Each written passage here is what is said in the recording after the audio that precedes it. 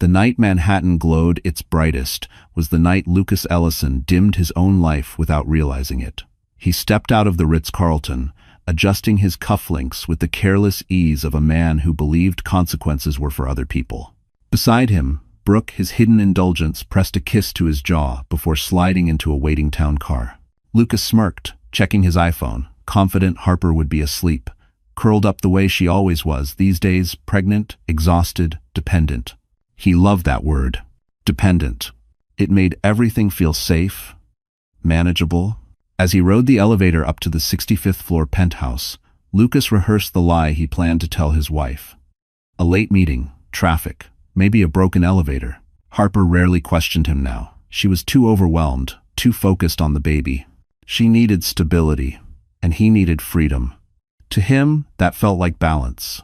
But the moment he unlocked the front door, a strange stillness met him, too wide, too hollow, too intentional.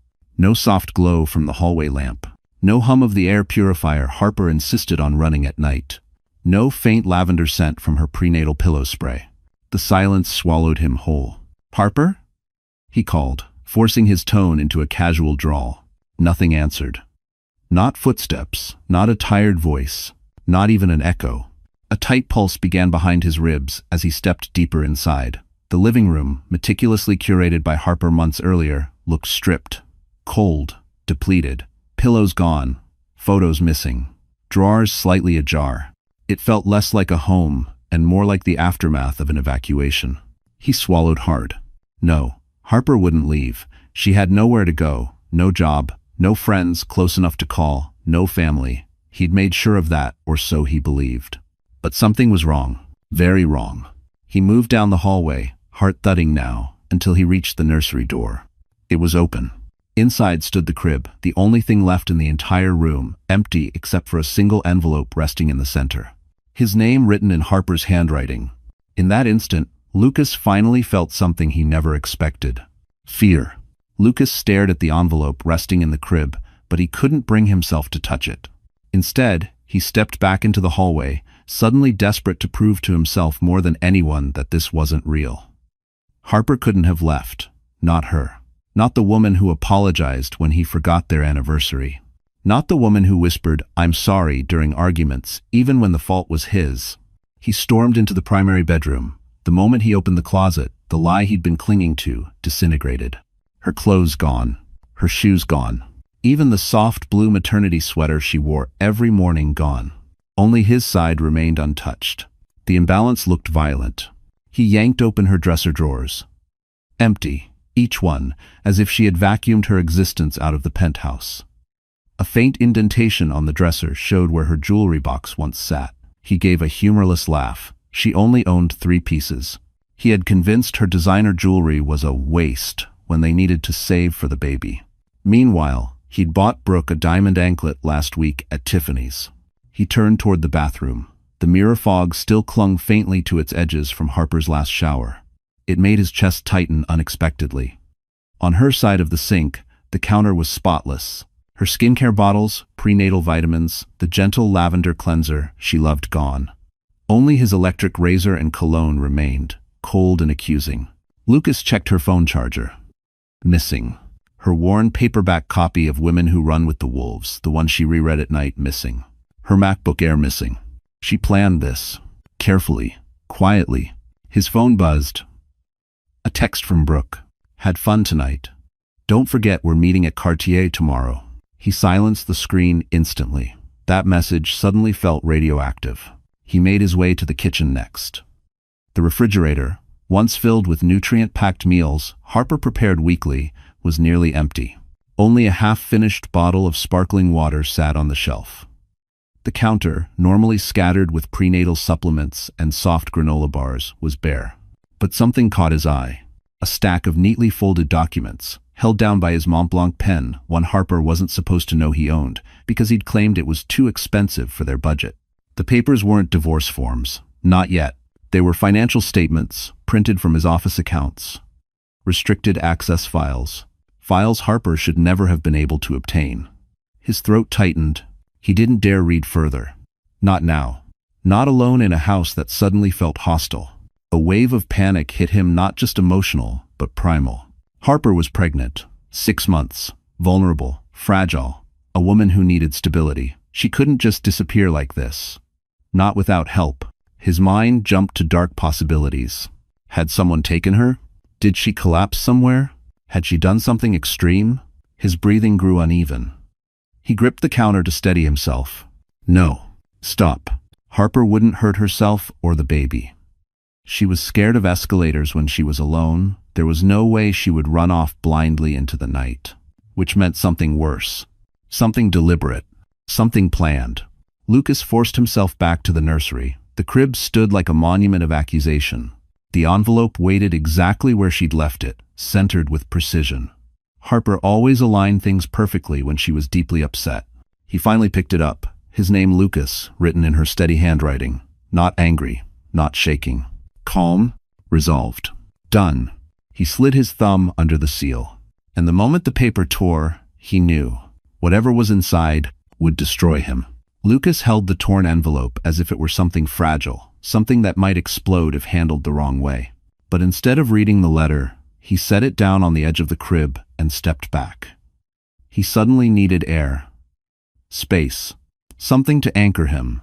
Yet every room he walked into pushed him deeper into panic.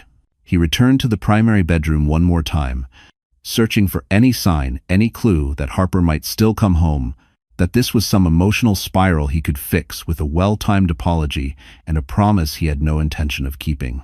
But the room refused to offer comfort. Her side of the bed was stripped bare, the maternity pillow missing. The gentle, lavender-scented blanket she slept with was gone, replaced by cold, untouched sheets. He sat on the edge of the mattress, but the silence was too loud, so he shot to his feet again, pacing. Something caught his eye. A faint square imprint on the wall shelf above her dresser. Her photo frame, the only one she kept of her mother, whom she lost at 15, gone. Lucas rubbed his temples. She wouldn't take that unless she planned to disappear for more than a night. That was the first sign he couldn't ignore. He moved into the hallway, then to the laundry room. Empty baskets, missing detergent bottles. Even her soft cotton maternity robe washed every week wasn't hanging in its usual place. Harper didn't just leave. She scrubbed herself out of this home. His heart pounded faster. He rushed to the living room again, this time noticing something he'd missed earlier. The built-in bookshelf. She had taken her books, but only hers. The architecture texts, the design albums she used to study at night, her old notebooks from college. Every trace of Harper's mind, her ambitions, her dreams, they were gone. Only his scattered business journals remained, stacked carelessly as always. The imbalance made his stomach twist. He walked toward her workspace, a small corner of the penthouse she carved out for herself, even when he insisted space was limited. The desk was empty, except for one object she had deliberately left behind. Her broken iPad. The one Lucas smashed in anger 2 months ago. Seeing it now hit him harder than he expected. A physical reminder of every heated moment, every dismissal, every time he made Harper apologize for his temper. A cold realization dripped down his spine. Maybe she didn't leave because he cheated. Maybe she left because she finally believed he'd never stop hurting her. His throat tightened. He opened the drawer under the desk, expecting it to be empty, but instead found a small stack of papers held by a binder clip. He pulled it out, confused.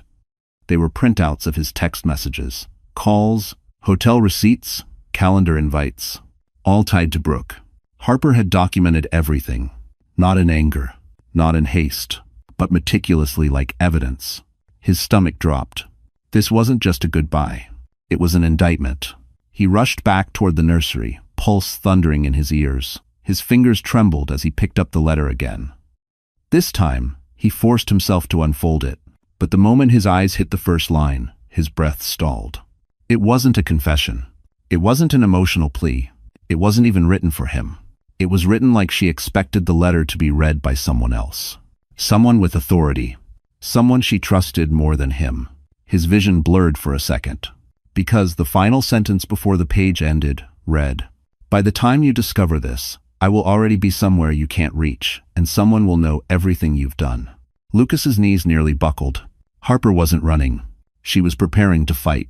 Lucas stood in the center of the nursery for several seconds, gripping the letter like it might anchor him. But the longer he held it, the more unbearable it felt. He set it back down on the crib mattress, pacing the room as if movement could reverse whatever had already happened. The penthouse felt unfamiliar now, each breath inside it sharp, cold, wrong. As he moved from room to room, a new detail struck him each time, each one cutting deeper than the last. Down the hall, he entered the guest bedroom. Harper rarely touched this space, but she always kept it tidy in case his parents visited.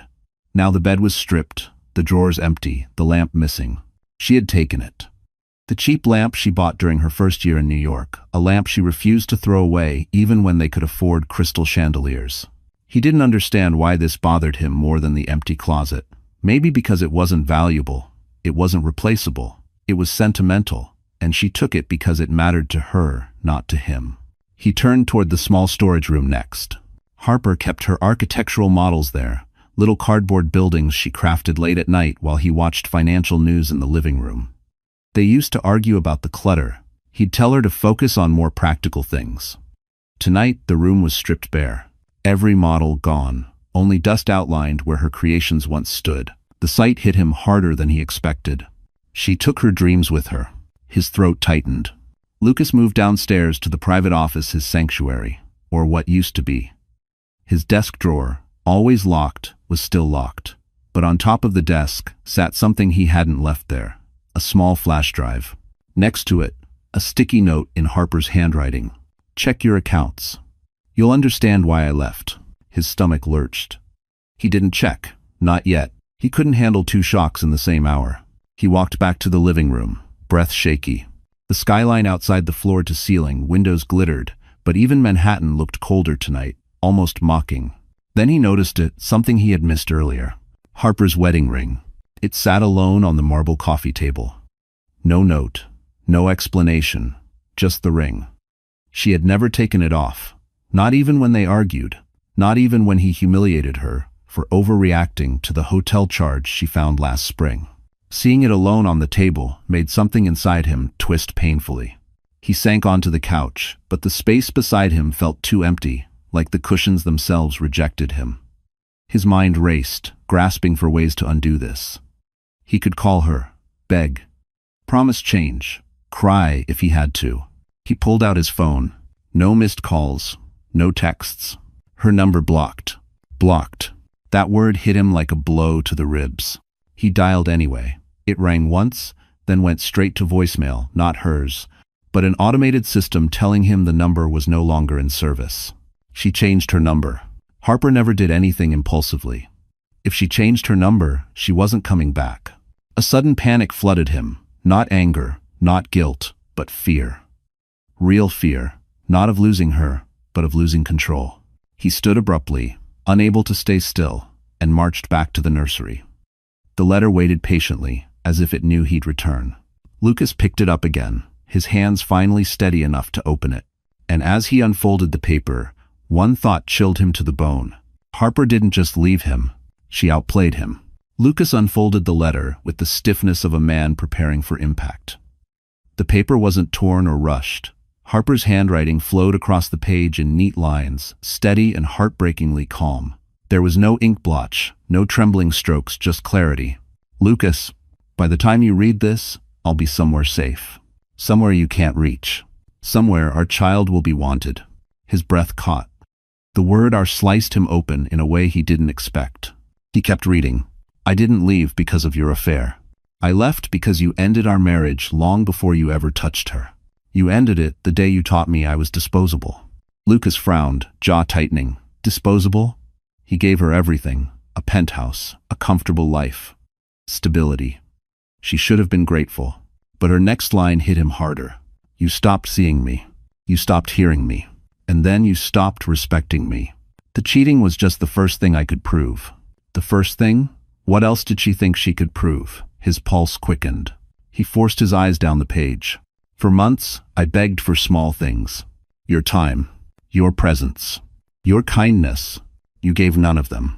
He exhaled through his teeth, irritated. Harper always dramatized things. She was too emotional, too sensitive. But then, you cut my access to money. You cut my insurance. You cut my autonomy. And then you cut my dignity.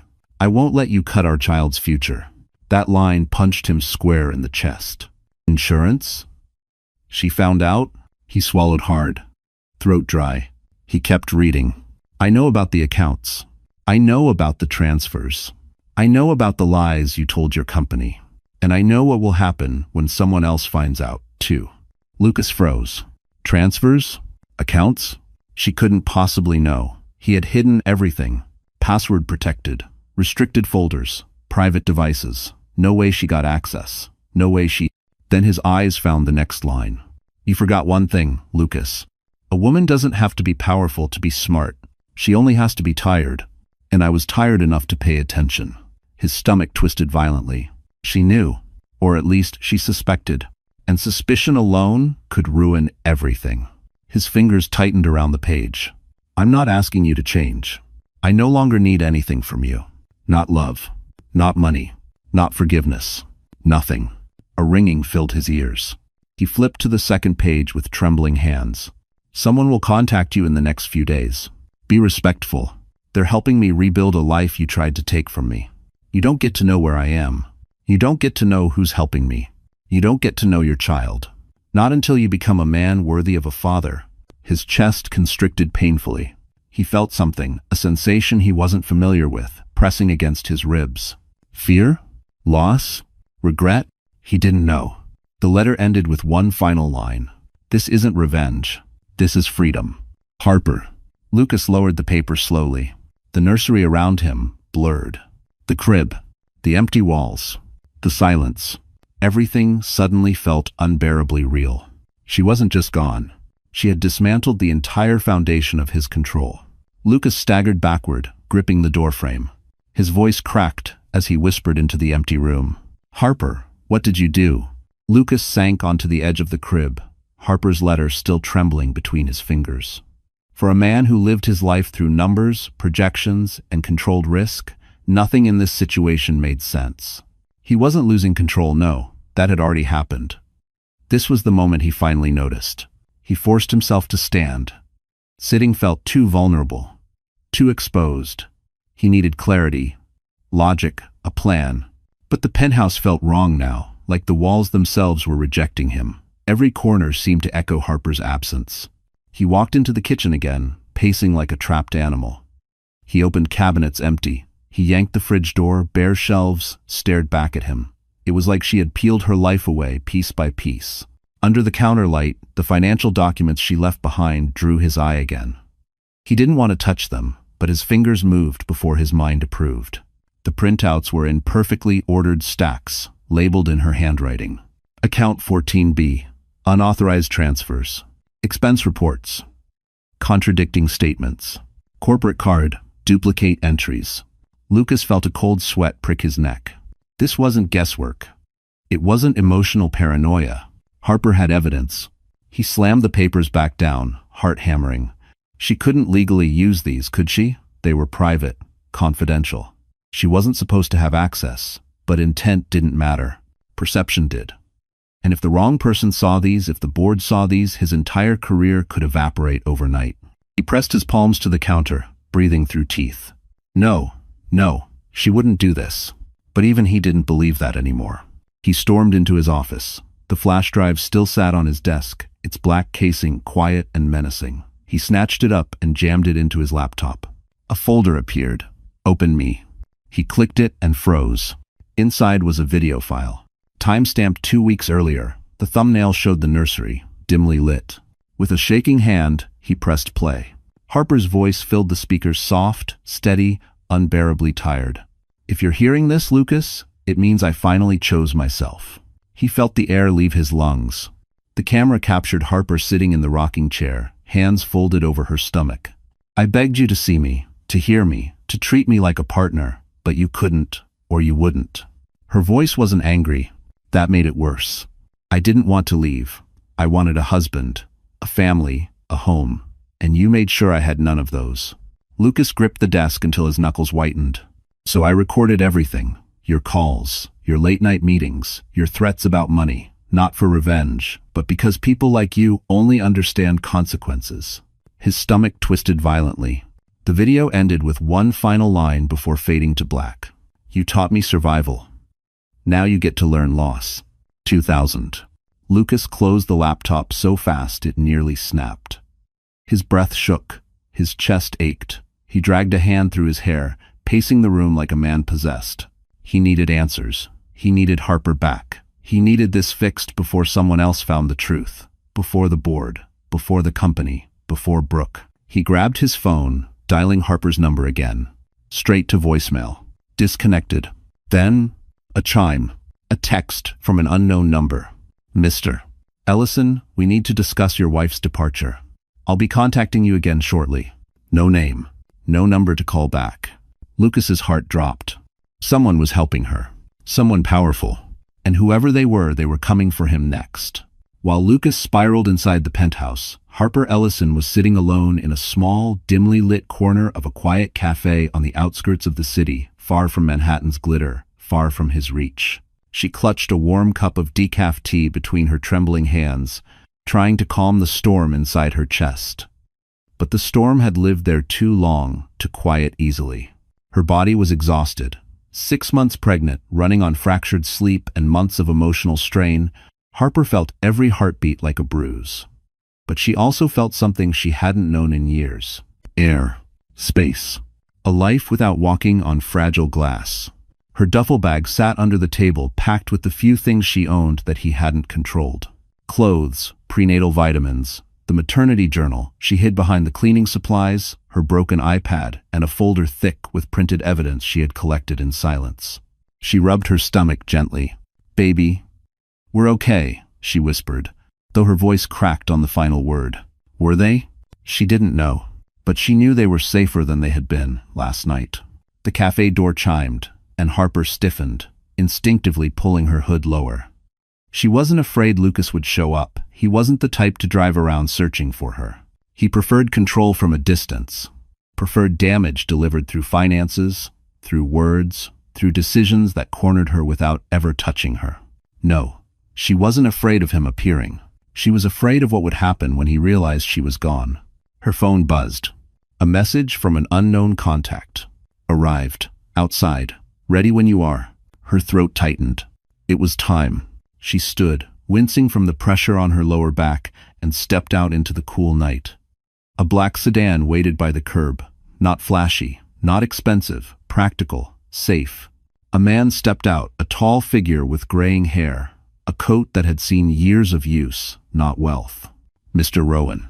Nathan Cole's most trusted assistant, and the only person she had contacted for help. He opened the back door for her. "Miss Ellison, let's get you somewhere comfortable." Her heart stung at the name. Ellison, a name she no longer wanted but couldn't yet escape. She settled into the back seat, and the car pulled away. The city lights blurred past, but Harper stared ahead, jaw clenched, one hand resting protectively over her belly. "Does he know?" she asked quietly. "Mr. Cole?" Rowan glanced in the mirror. "Yes, and he wants you to rest. You'll be safe at the property." The property.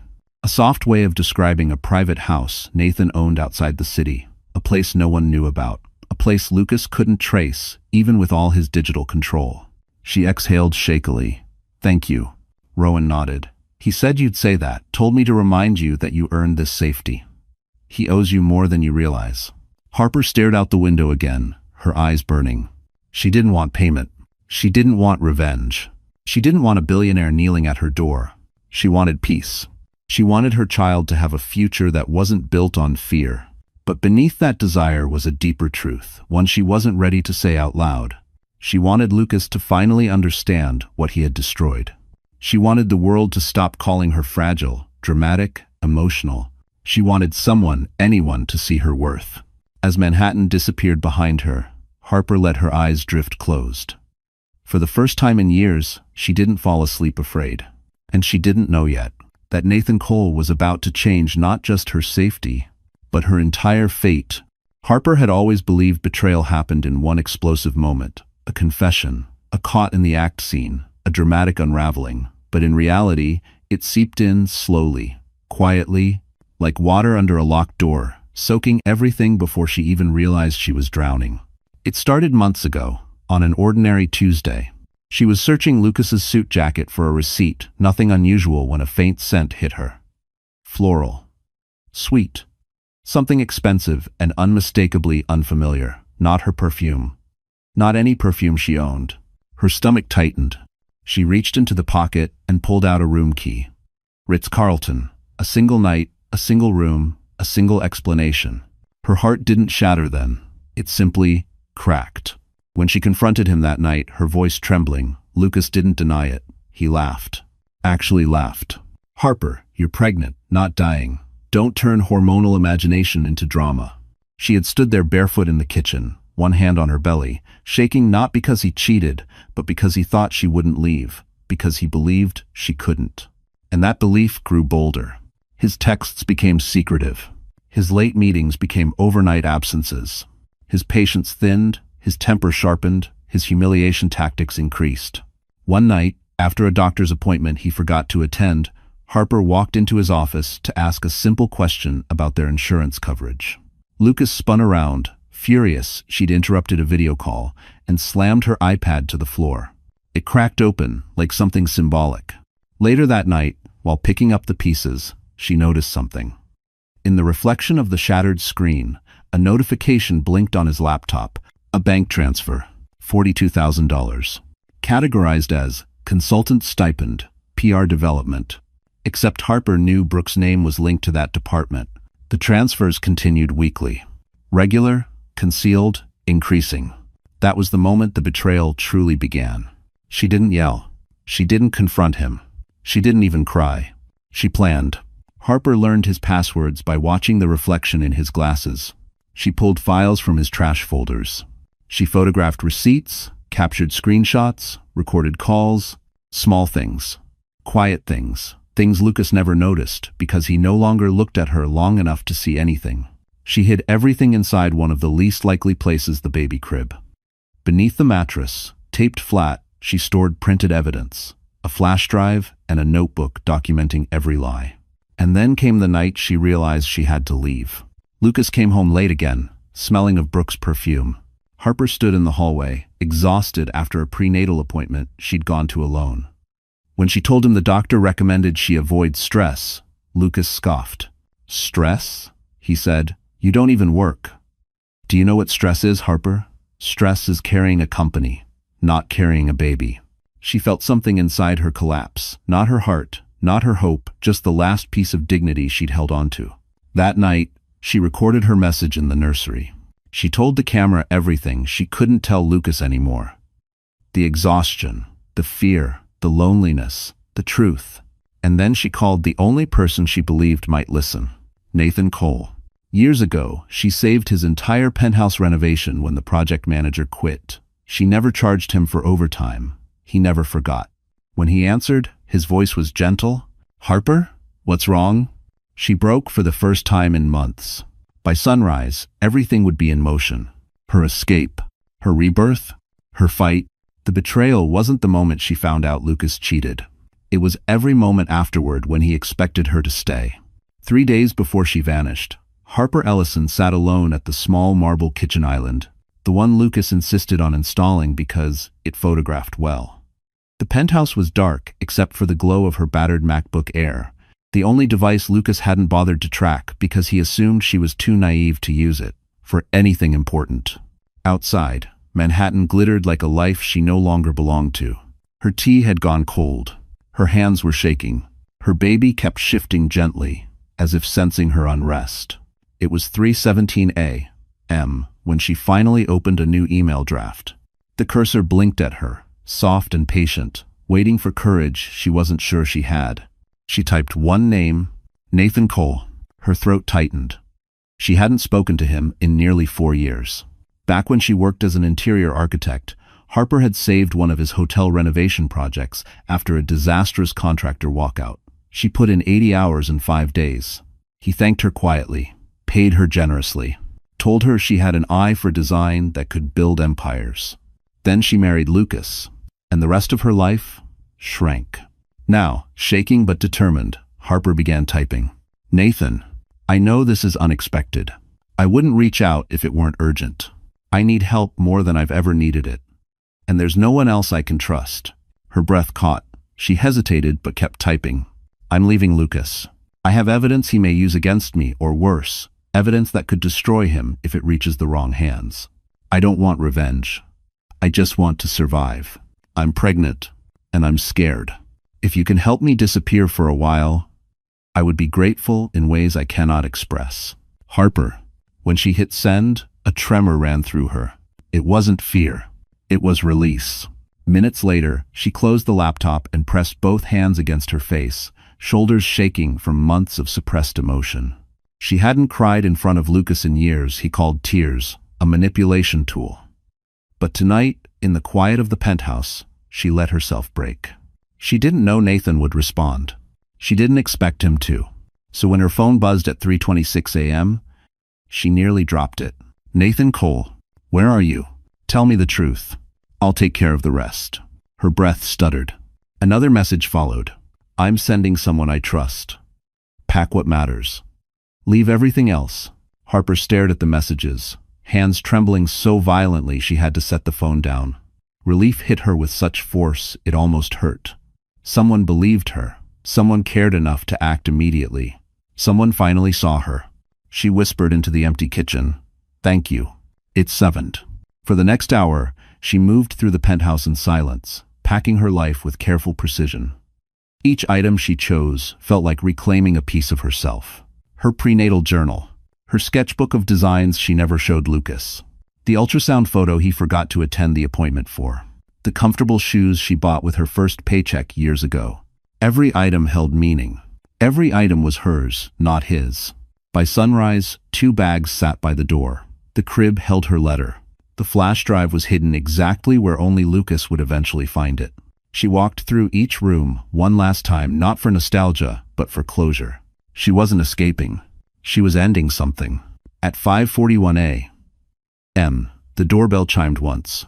Rowan stood on the other side, calm and steady. "Miss Ellison," he said softly, "we're ready whenever you are." Harper looked back at the penthouse, the prison she once called home. Then she stepped forward. Into a new life. Into a new identity. Into the first decision she made purely for herself. Rowan drove with the calm precision of a man who had handled crises far larger than this, but Harper's heartbeat thudded loud in her ears. Every mile placed more distance between her and the life that had swallowed her whole. She pressed her forehead against the cool window glass, watching the Manhattan skyline fade like a bad memory being erased. "Where are we going?" she finally asked, her voice soft but steady. Rowan didn't look back. "A safe house owned by Mr. Cole, not registered under his name. Nobody will find you there, not your husband, not anyone working for him." She nodded, relieved but also afraid of the unknown. 40 minutes later, the car turned down a quiet road lined with tall pines and private estates hidden behind black iron gates. The sedan slowed before one of them, the gate sliding open as though expecting her. Harper's breath caught. She had never been inside wealth that felt gentle. The property was large but understated. Warm lights, stone pathways, soft landscaping, instead of aggressive displays of power. It felt like the opposite of Lucas's cold penthouse, where everything was meant to impress instead of comfort. When the car stopped, Rowan stepped out first and opened her door with a small nod. "You're safe here." Safe. She wasn't used to that word. Inside, the home smelled faintly of cedar and fresh linens. The foyer opened into a spacious, softly lit living room. And standing in the center of it, hands in pockets, expression unreadable, was Nathan Cole. Harper froze. He looked older than she remembered, a little more silver at his temples, but the same quiet strength was there, the same steadiness that once anchored entire teams during impossible deadlines. "Harper," he said gently. Her chest tightened. She hadn't expected him to greet her personally. She certainly hadn't expected the warmth in his eyes. "Mr. Cole," she whispered. "Nathan," he corrected with a tight smile. "You're not my employee anymore, and even if you were, you earned the right to use my name years ago." Emotion pricked behind her eyes. He stepped closer, stopping several feet away, far enough to give her space, close enough for her to feel supported. "You did the right thing leaving," Nathan said quietly. "A woman shouldn't have to stay anywhere she isn't respected." And 40. Her throat trembled. I didn't know who else to call. "I know," he replied, "and that's why I came." He motioned Rowan toward the hallway. "Get her settled. The east bedroom. Everything should be ready." Rowan nodded and moved to take her bag, but Harper shook her head. "I can carry it," she murmured instinctively. Rowan didn't argue. He simply stepped aside. That alone made her want to cry. As she followed him down the hall, Nathan's voice stopped her. "Harper." She turned. "You're not a burden," he said softly. "Not to me, not to anyone here. Whatever Lucas told you, whatever he made you believe, leave it at the door." Her breath hitched, and she nodded quickly before any tears could fall. Inside the bedroom, everything was warm, inviting. A soft cream comforter, a rocking chair by the window, a small table with herbal teas, and a pitcher of water. A gesture that felt strangely intimate, not romantic, but deeply human. Someone had thought of her comfort. Someone cared. Harper lowered herself into the rocking chair, one hand on her belly, and for the first time, she allowed herself to whisper, "I'm free." She didn't know Nathan was lingering just outside the doorway, quietly making a promise to himself that her freedom would never be taken again. Back in Manhattan, Lucas Ellison stormed through the penthouse like a man tearing apart his own sanity. Every shadow felt deliberate. Every empty drawer felt mocking. Harper hadn't just left. She'd departed with the precision of someone who'd spent months studying the architecture of escape. It infuriated him. By morning, he had called every contact in his phone, friends, acquaintances, staff, even his driver. No one had seen her. No one had heard anything. Her digital footprint was wiped clean. Her cards were frozen. Her email locked. Her number disconnected. It was as if Harper Ellison had dissolved into thin air. He paced in front of the floor-to-ceiling windows, Manhattan stretching below him like a kingdom he once ruled. But instead of power, all he felt was the sting of losing control, of being outplayed by the one woman he believed was too soft, too gentle, too breakable to ever challenge him. How far could she have gone? He muttered. She's pregnant. She has no money, no car, no friends. But even as he said it, a sliver of doubt slid under his ribs. Harper had outmaneuvered him. If she could leave him, she could do anything. The buzzer rang. Lucas nearly lunged at the intercom. "Delivery for Mr. Ellison." He frowned. He wasn't expecting anything. Still, he allowed the courier up. A few minutes later, a plain cardboard envelope sat in his hands. No return address, no markings, no names. Inside was a single object, Harper's medical insurance card, and a one-sentence note typed in bold black letters. "She is protected now. Do not attempt to follow her. Razet." His pulse spiked. Protected? By whom? A lawyer? A friend? No, she didn't have anyone with that kind of reach. Unless... A voice whispered inside his mind. "Someone will contact you?" The line from her letter looped again and again. He ripped the note in half and threw it on the table, breath ragged. No one threatened Lucas Ellison. No one controlled him. He grabbed his keys. He needed answers. He'd go to her OBGYN, demand information, force a trail. But when he reached the private clinic, the receptionist stiffened. "Mr. Ellison, we received a notification early this morning. Mrs. Ellison has transferred her records. Permanently." He blinked. "What? To where?" "I'm not authorized to disclose that. I'm her husband." The woman looked at him, really looked, and stepped back slightly. "Not anymore, sir." A cold rush shot down his spine. He turned, storming out of the building, nearly crashing into pedestrians on the sidewalk. The city around him suddenly felt too loud, too bright, too indifferent. When he shoved open the penthouse door again, another surprise awaited him. His assistant, Claire, stood inside pale, shaking. "Lucas, the board called an emergency audit. They want you in the office at 3 p.m. His stomach dropped. "What audit?" She swallowed. Someone sent them documents. About the transfers, the inconsistencies, the personal expenses. Lucas's blood ran cold. Harper. It had to be Harper. Claire continued quietly. "They said the package arrived anonymously." A chill crawled up his spine. Anonymous. Not from Harper. Not from anyone on his radar. Someone else was pulling the strings. Someone with resources. Someone with motive. Someone helping her disappear. He sank into the nearest chair, vision tunneling. Harper hadn't vanished because she was weak. She vanished because she was protected. And whoever had stepped into her life was powerful enough to bring his entire world crashing down. The boardroom summons sat on the table like a silent threat. Lucas paced the penthouse, fingers threading through his hair as if he could pull the growing panic out of his skull. He had been audited before routine checks, minor corrections, inconvenient questions. But this felt coordinated, intentional, surgical. He snatched up the financial packet Harper had left behind, flipping through the pages in a frenzy. The numbers looked different now, not like accusations, like traps. Numbers only someone watching closely would notice. Harper had been watching him. His chest tightened. He had underestimated her. For years, he believed her softness meant blindness, her gentleness meant ignorance, her silence meant weakness. He didn't realize silence was the best environment for observation. He shoved the papers aside and marched to his office, powering up his work laptop. He needed to see exactly what the board might have. But before he could type his password, his phone buzzed. A message from another unknown number. "She is safe. You should worry about yourself now." Lucas's stomach twisted. He responded instantly. "Who are you?" No reply. He typed again. "Where is she?" Silence. A tremor touched his hands. He hated that.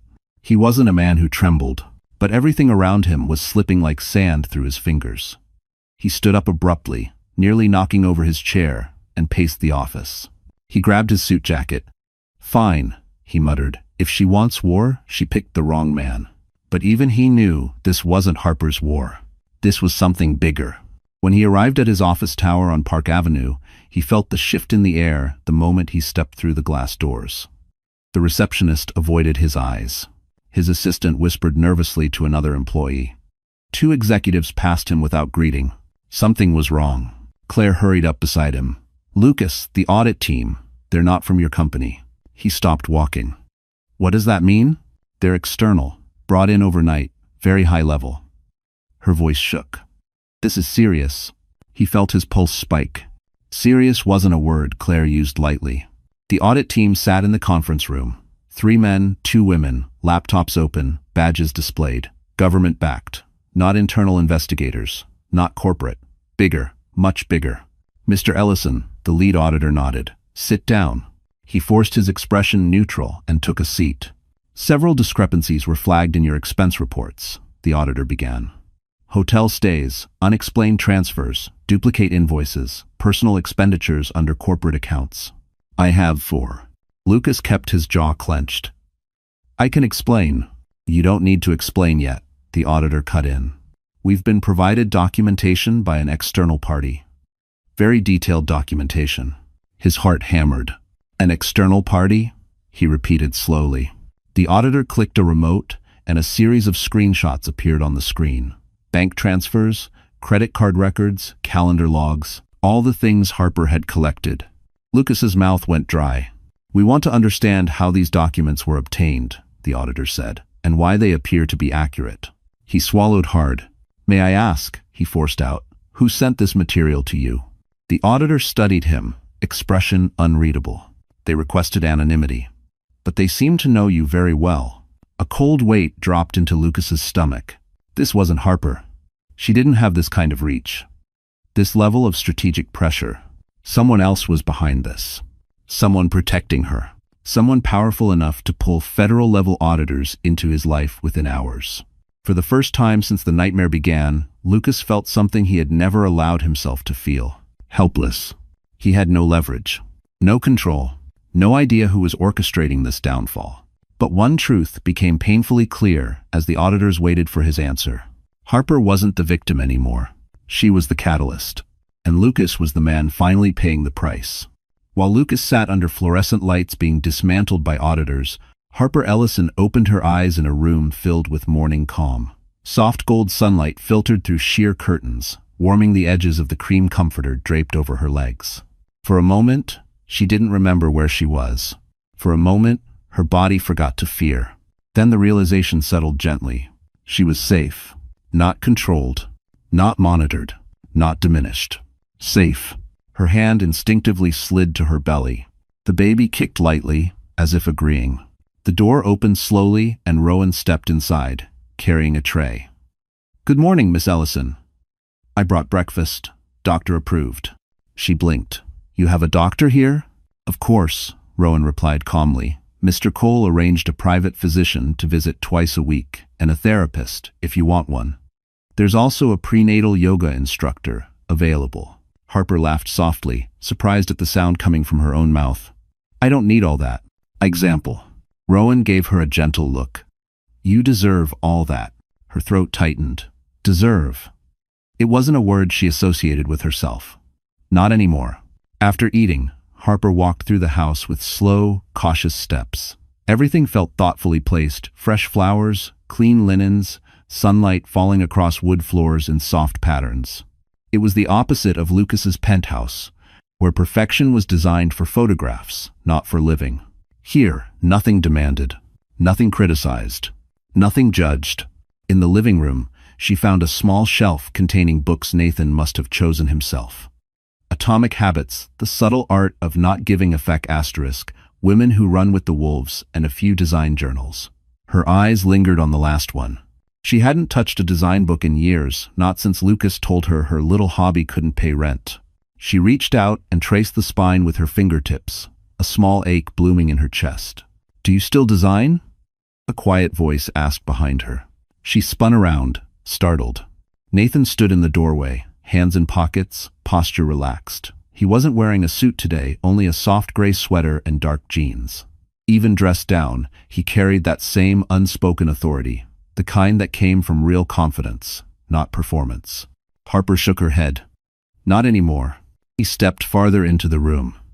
Why not? She gave a weak shrug. Life happened. Expense. Nathan studied her for a moment, not with pity, never pity, but with recognition. Life didn't happen, Harper. Lucas happened. Her breath caught. Nathan softened his tone.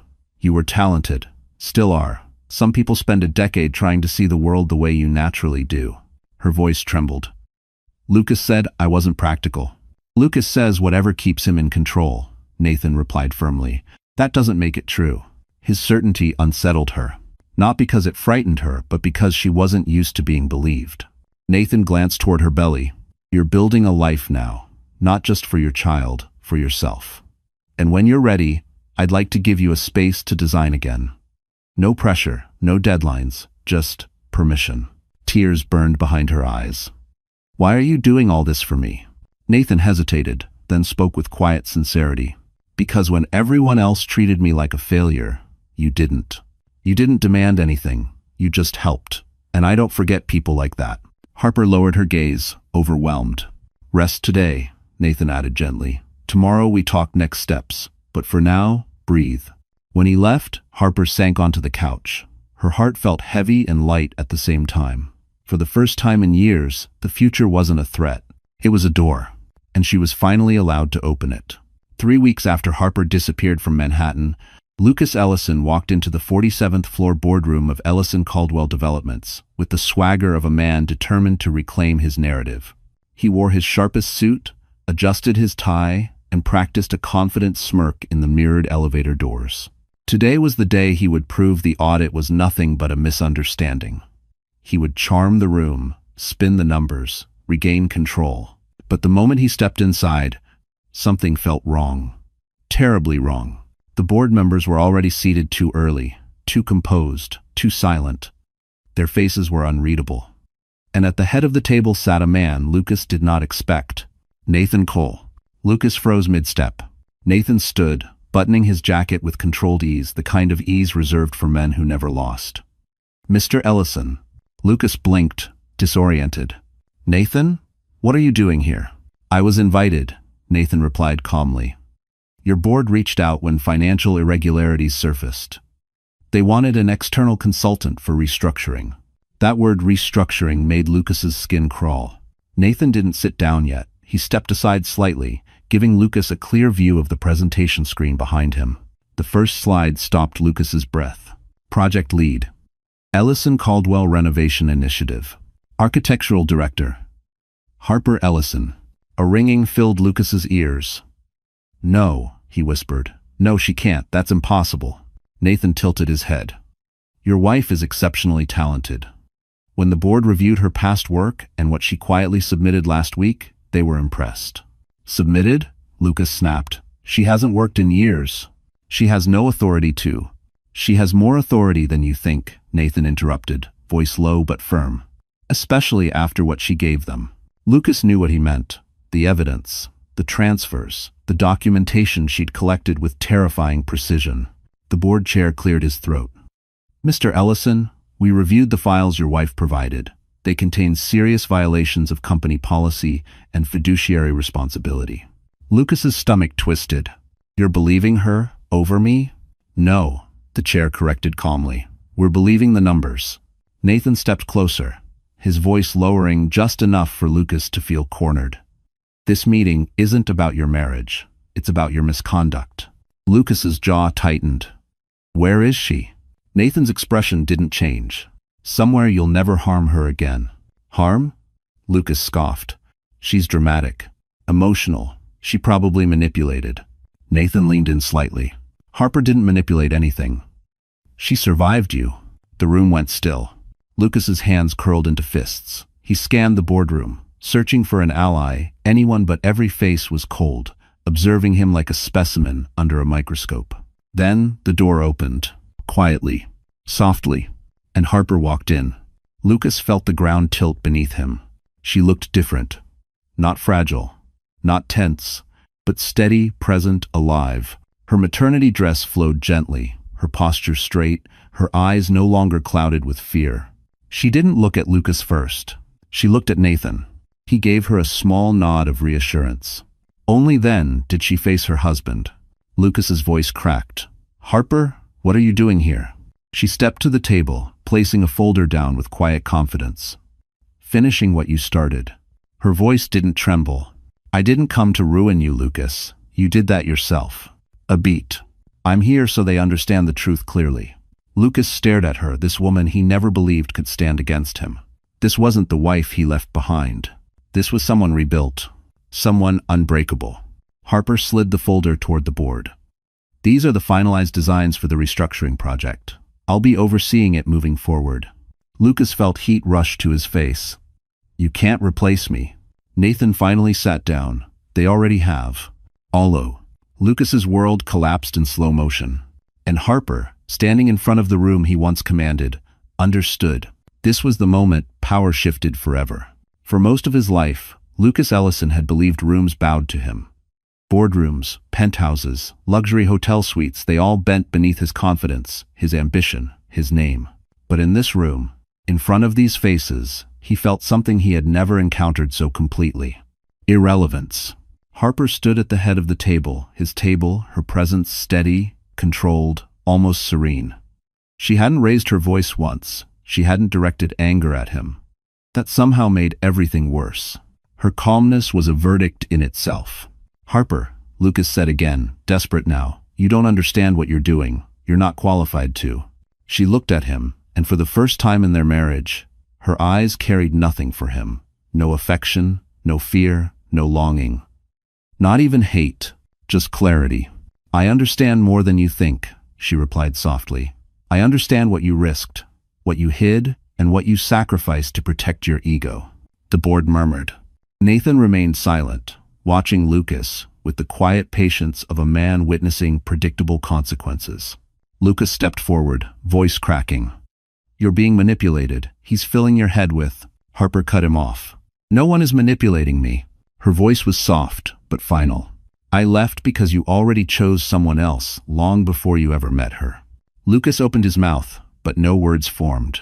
Harper continued, turning to the board. I'm not here to discuss our marriage. That ended the moment I realized he saw me as optional. Her tone didn't waver. I'm here because your company deserves transparency, and because the public deserves honesty. Lucas flinched. Nathan slid a document across the table. Mr. Ellison, this is a summary of the audit findings.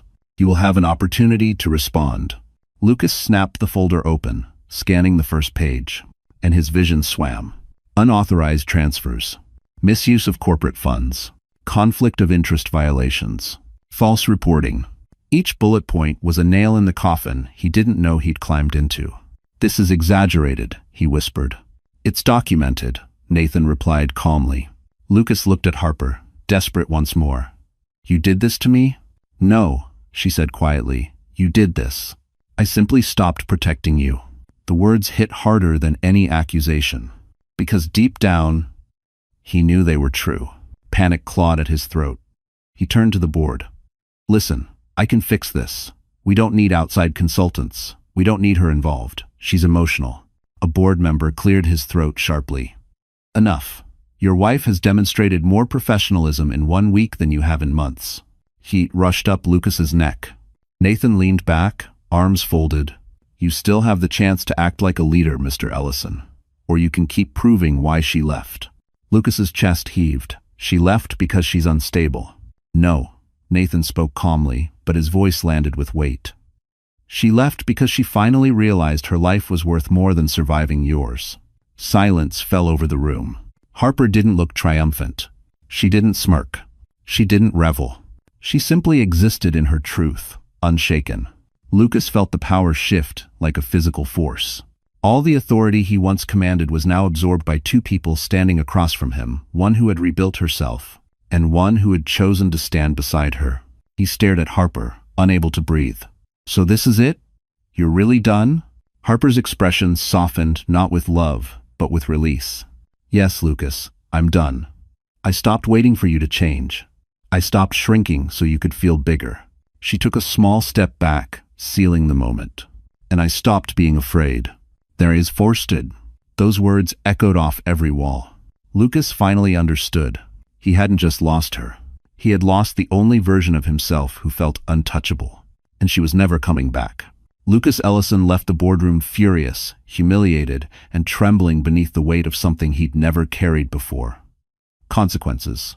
His steps echoed sharply down the hallway, each one louder than the last, anger rising like steam from boiling water. He needed control back. He needed Brooke.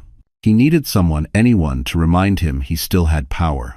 He dialed Brooke's number as he entered the elevator. Baby, you won't believe what happened. Brooke cut him off, her voice cold, clipped, almost unrecognizable. Lucas, we need to talk. He blinked. Not now. I've had a hell of a morning. I need... No, she snapped. You don't understand. Someone came to see me. His blood chilled. Who? A man. Older.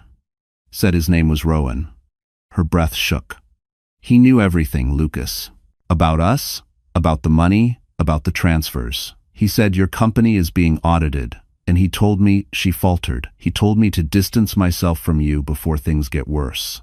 Lucas gripped the railing until his fingers throbbed. Brooke, listen to me. This is just a misunderstanding. A smear campaign. You can't actually believe. Lucas, she said sharply, cutting him off again. I didn't sign up for a criminal investigation. His mouth dried. Criminal. She had said criminal. I'm not a criminal, he insisted. You know me. I know what you told me, Brooke replied.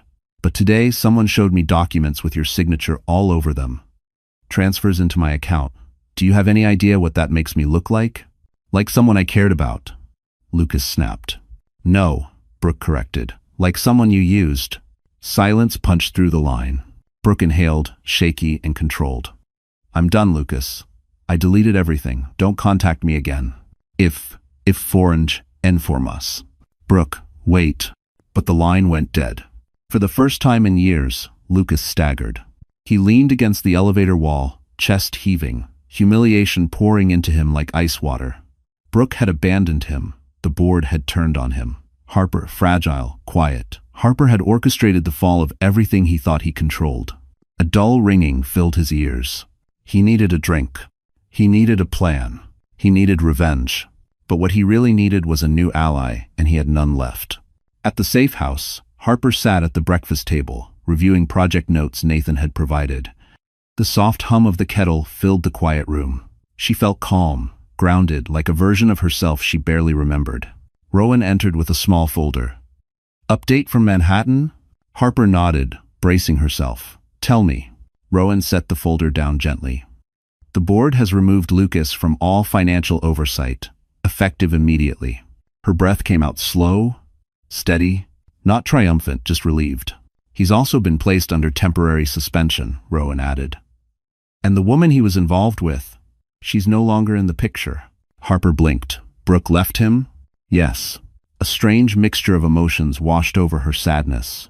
Justice, closure, not vengeance, just truth settling into its rightful place. Rowan continued, "There's more. The investigation will move quickly. Mr. Cole is ensuring you stay protected." Harper looked down at her hands. "I never wanted to destroy his life." "You didn't," Rowan replied gently. "He did."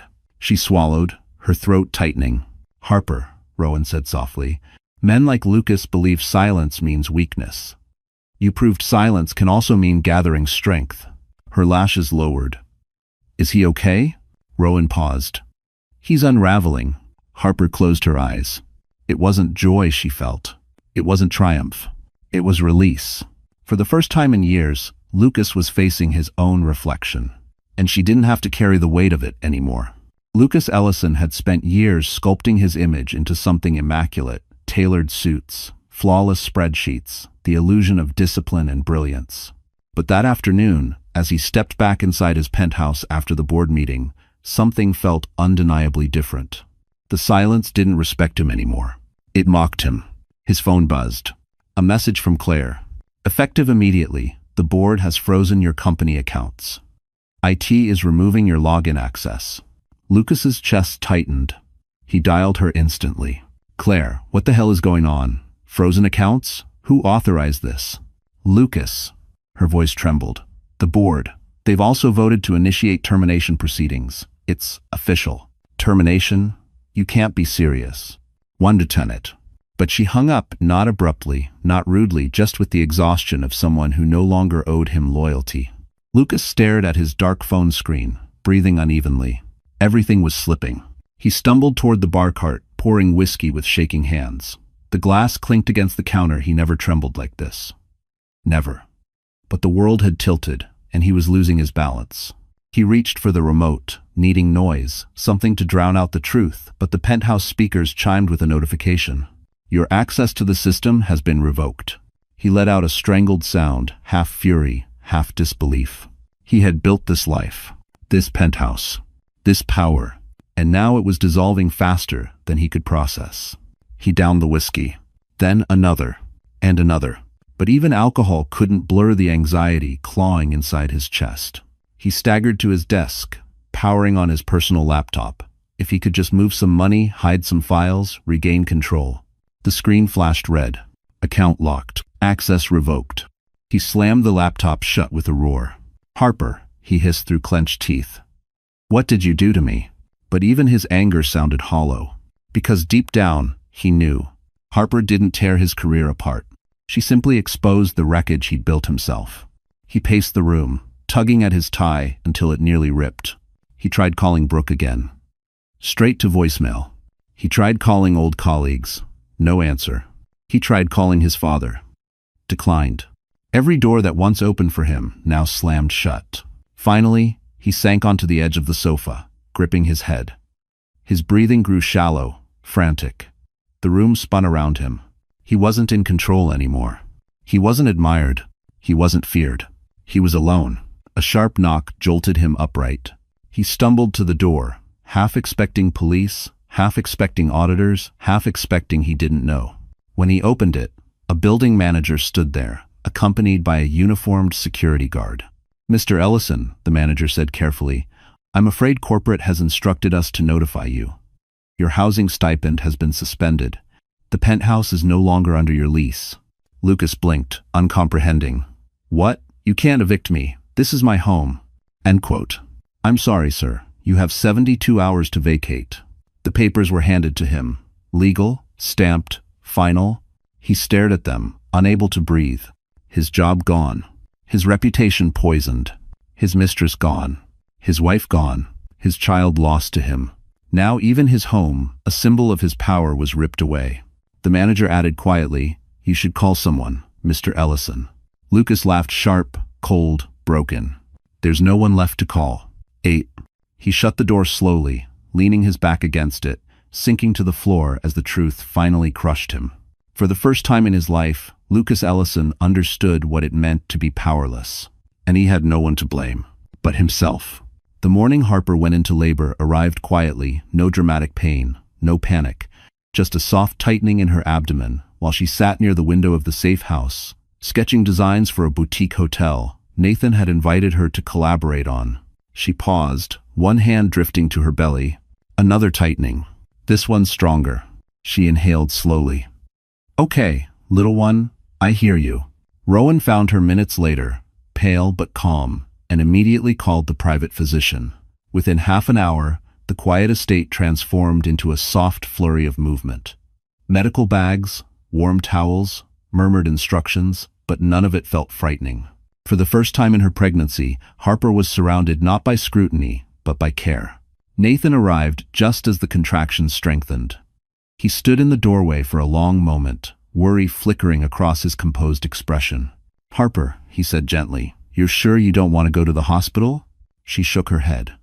"The doctor said everything looks stable, and I don't want to risk Lucas showing up if records get flagged." A shadow crossed Nathan's face. "He won't find you. Not now. Not ever." The certainty in his voice steadied her breath. Hours passed. Pain ebbed and surged, but the room stayed warm and quiet. Nathan remained close, stepping out only when the medical team needed space. Whenever she grew scared, she pictured Lucas in that empty penthouse, surrounded by everything he destroyed. And then she pictured the small life inside her, waiting to enter a world where love, not fear, would greet them first. At 3:42 p.m., her daughter arrived. Small, pink. Crying with a strength Harper didn't know babies possessed. The moment the tiny body was placed on her chest, Harper broke softly, silently, beautifully. Tears spilled down her cheeks, but not from pain. From relief, from gratitude, from the profound truth that she had survived something meant to crush her. "You're safe now," she whispered into the newborn's hair. "I promise, you're safe." The doctor stepped out to give her a moment. Nathan hovered in the doorway, respectfully distant, but his eyes were warm, almost reverent. Harper looked up at him, exhausted yet glowing. "Do you want to meet her?" she asked softly. Nathan hesitated, as if unsure he deserved the honor. Then he approached, moving with careful steps. When he reached the bedside, Harper lifted the small bundle slightly. "This is Ava," she said. "Ava Grace." Nathan's features softened in a way she'd never seen before. He touched the baby's tiny hand, careful, as if she were made of glass. "She's perfect," he murmured. Harper swallowed a trembling breath. "Thank you for everything you've done. I don't think I would have survived without your help." Nathan shook his head. "You would have survived. You already did. I just made sure the world didn't get in your way." She held his gaze, really held it for the first time since arriving at the safe house. And in that moment, something unspoken passed between them. Not romance, not obligation, recognition. Two lives intersecting at a moment that changed them both. Later that night, as Harper rocked Ava gently in the quiet of her new room, Rowan knocked softly. "There's news," he said. Harper tensed. "Lucas?" Rowan nodded. "He's been officially removed from the company, and he tried to contact you through legal channels." Her stomach tightened, but Rowan continued before panic could rise. "We blocked everything.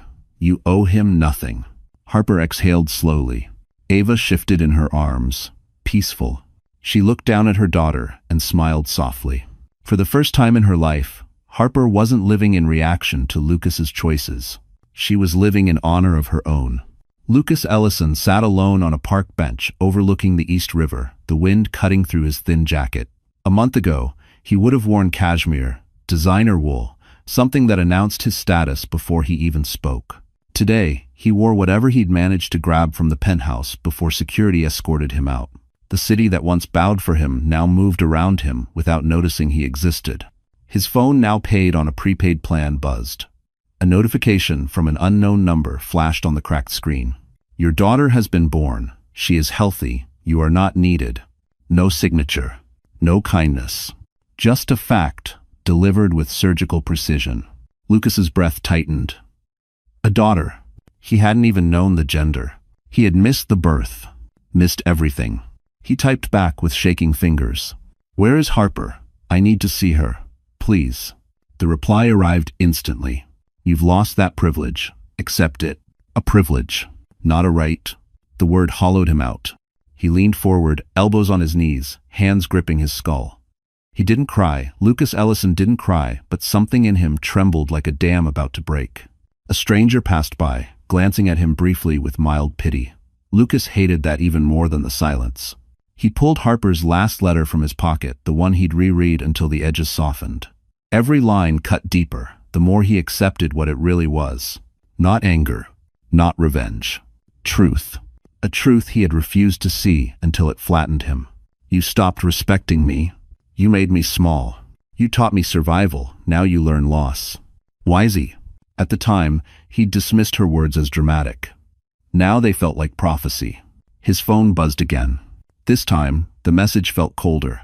A formal restraining order has been initiated. You will be contacted. Do not attempt anything further. He swallowed back bile. A restraining order. Against him.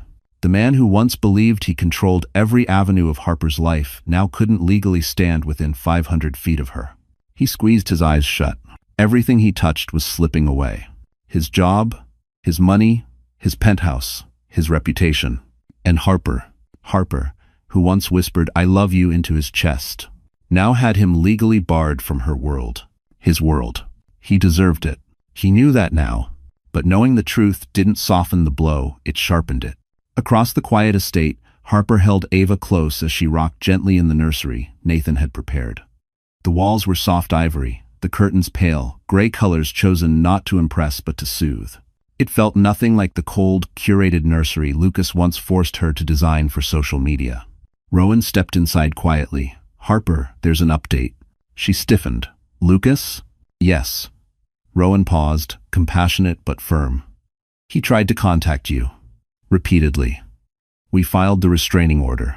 Harper exhaled slowly, eyes dropping to Ava's tiny face. "Is he okay?" Rowan hesitated. "He's unraveling." Harper's chest tightened, not with longing, not with pity, but with a quiet release. She had expected anger, triumph, even guilt. But all she felt was distance. She kissed Ava's forehead. "Good. Maybe now he'll understand." "Understand what?" Rowan asked. "That losing someone doesn't happen in a single moment," she whispered. "It happens quietly.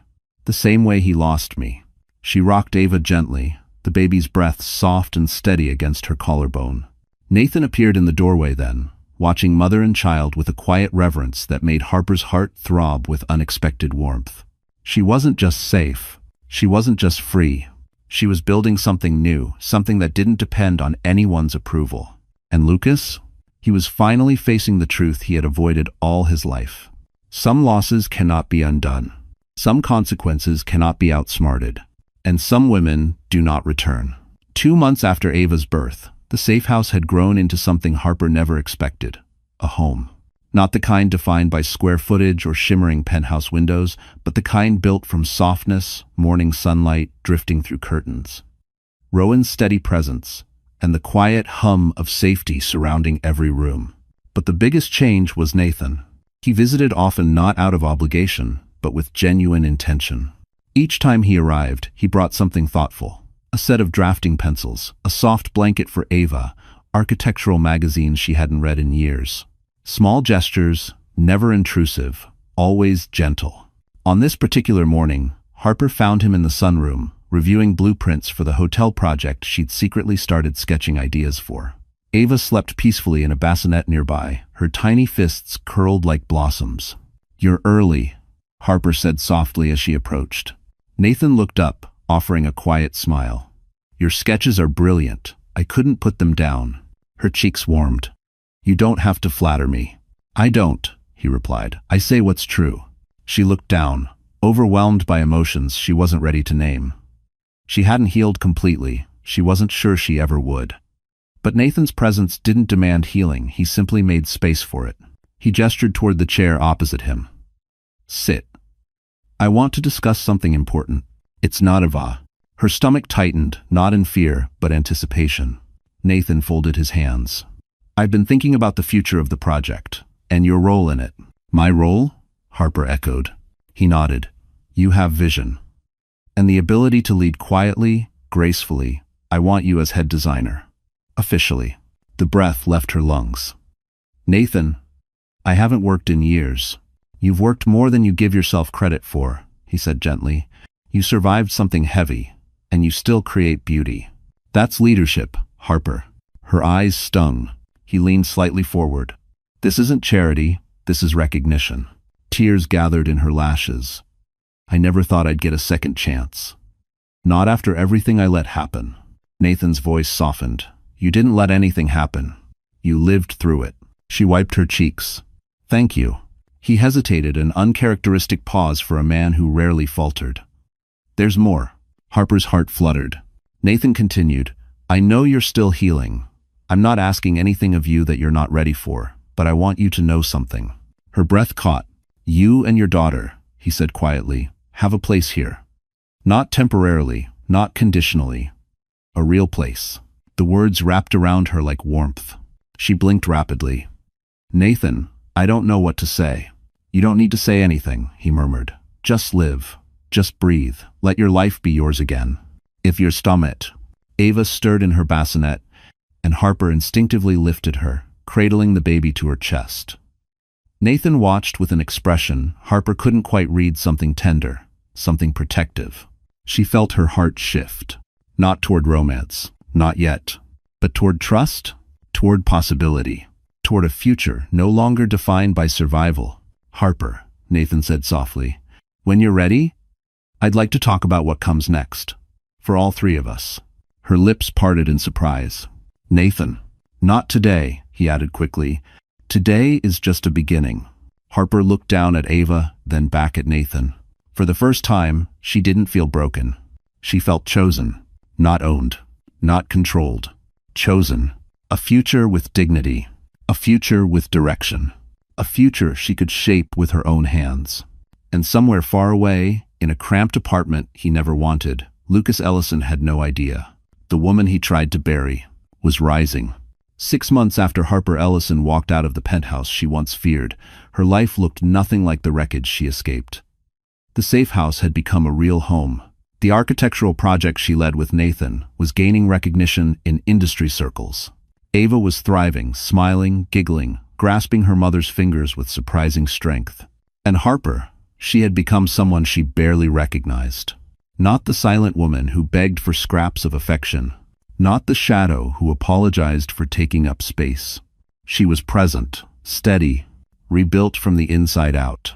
On a warm spring morning, Nathan arrived dressed simply, carrying a small envelope in his coat pocket. He smiled when he saw Harper standing by the garden with Ava tucked against her chest. Morning, he said softly. Morning, she replied. A breeze drifted through the trees. Nathan stepped closer, eyes gentle but filled with intention. Harper, there's something you should know. He handed her the envelope. She opened it carefully. Inside was a legal document, official, sealed, final. Her breath caught. Lucas's resignation and forfeiture of all parental claims. Signed, stamped, irrevocable. Her knees weakened. How? Why would he? Nathan met her eyes. He realized he had no path forward unless he admitted his wrongdoing. His lawyer approached us last week. Lucas agreed to give you full custody, no conditions, no access, no rights. Enter smash. Harper let out a breath. She didn't know she'd been holding a breath 6 years long, full of fear and disappointment. And, Nathan continued quietly, he chose to leave New York, permanently. The world stilled. She felt no triumph, no vindication, only peace deep, cleansing peace. He never deserved her, Harper whispered, brushing a thumb over Ava's cheek. No, Nathan replied gently, but you did, and she deserves you. Something warm unfurled in her chest. Nathan hesitated, then spoke, voice lower now. There's one more thing, and if you're not ready, tell me. I'll wait another year, or 10, or forever. Her heart thudded softly.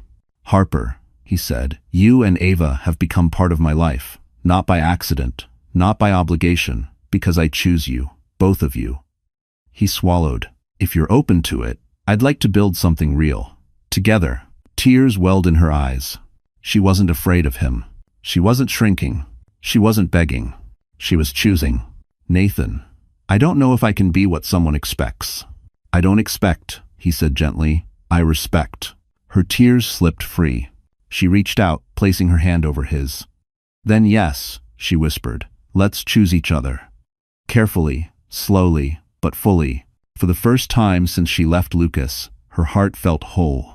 On the other side of the city, far from the life he once commanded, Lucas Ellison signed a lease for a small studio apartment.